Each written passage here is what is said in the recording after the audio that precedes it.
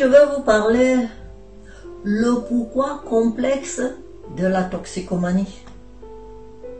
Si tous les adolescents veulent faire plaisir, veulent que leurs parents soient fiers d'eux, pourquoi est-ce qu'ils ne se soucient pas et prennent-ils le risque de boire 4 à 5 consommations d'alcool chaque fin de semaine? Et pourquoi fument-ils le hashish ou les autres drogues? Donc, la responsabilité nous incombe, nous les parents. Nous devons comprendre que nous ne devons pas continuellement accuser les enfants des autres en nous disant que ce sont les copains ou les amis qui ont conduit notre adolescent à consommer des drogues. Et il ne suffit pas de croire que tout est réglé quand un adolescent, parce qu'il y a une dépendance physique et il y a aussi une dépendance psychologique. De parler de ce thème.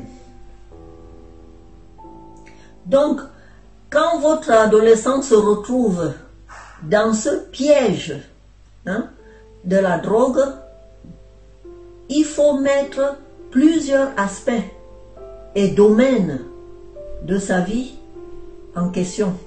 Donc, je vais vous donner l'exemple de Jean.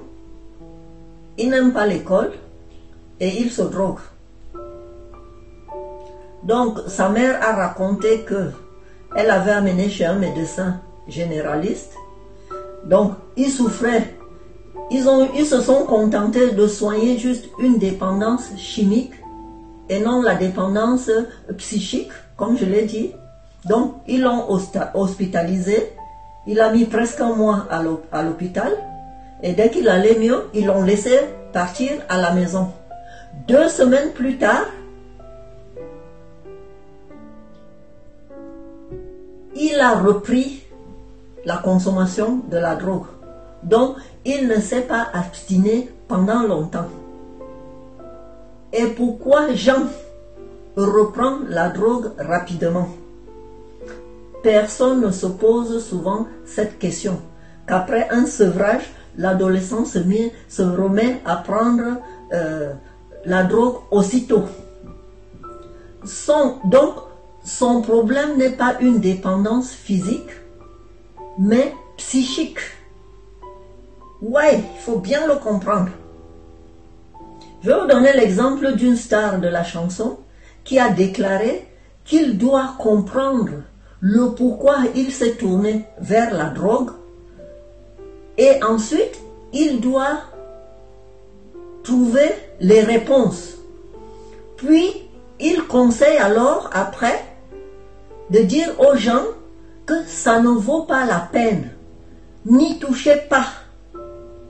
Après cette expérience, parce qu'en général, les jeunes qui se droguent le regrettent et ils veulent que les autres ne le fassent pas.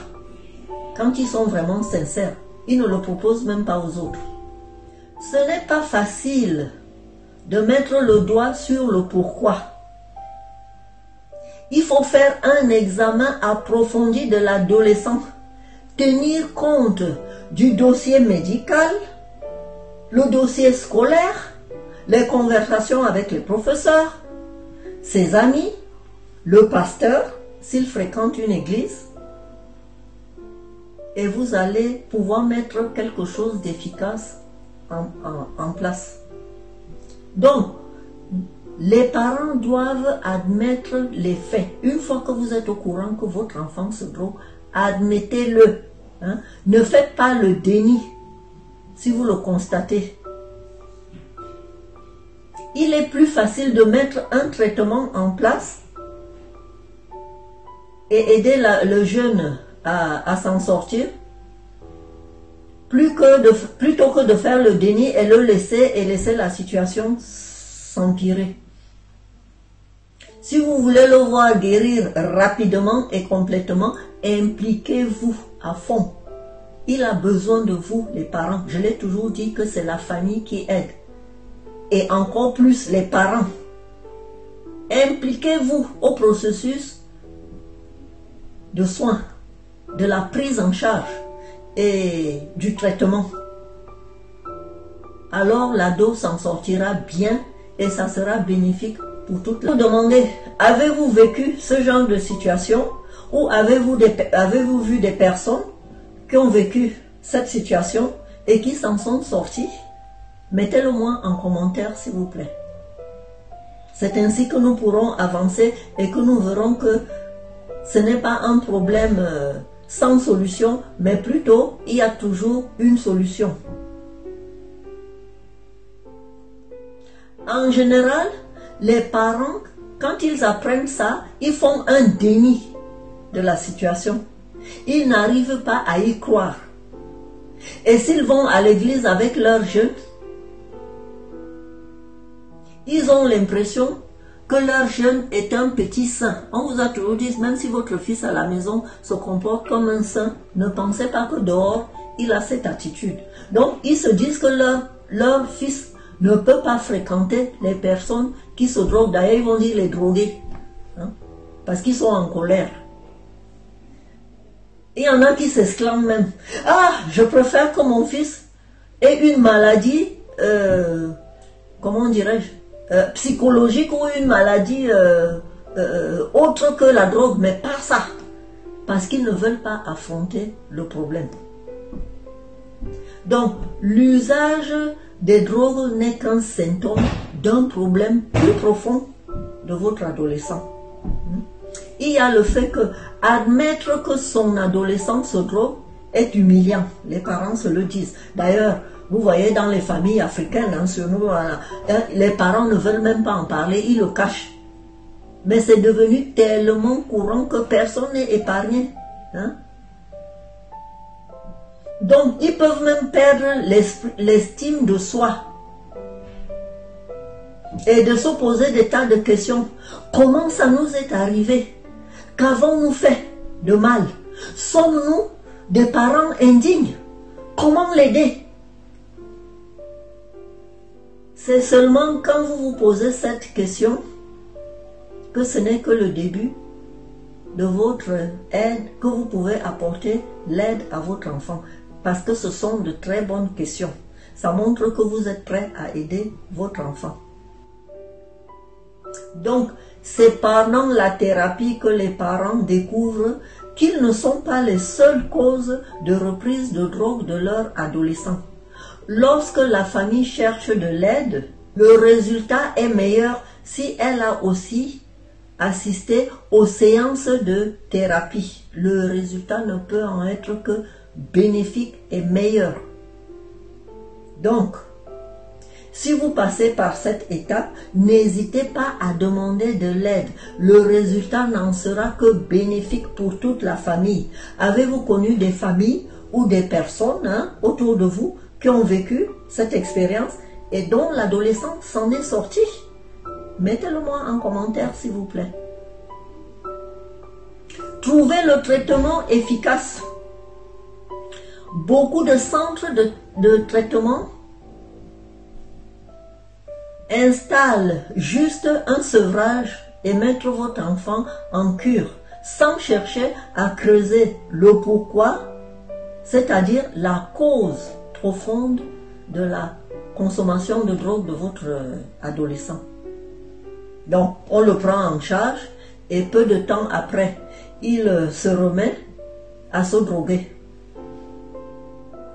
On recommence une deuxième fois, une troisième fois, d'où il y a une perte de temps considérable pour les parents, une perte d'argent, et l'adolescent devient toxicomane.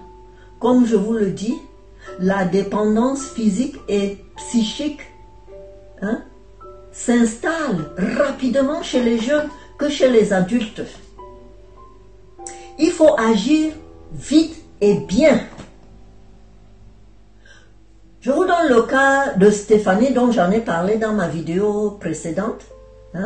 C'est qu'elle n'a pas eu besoin qu'on la force. Elle était prête. et a eu juste besoin de franchir le pas quand ses copines lui ont suggéré de prendre de l'alcool. Elle était déjà prête. La famille de Stéphanie s'en est sortie parce qu'elle est restée unie et sobre.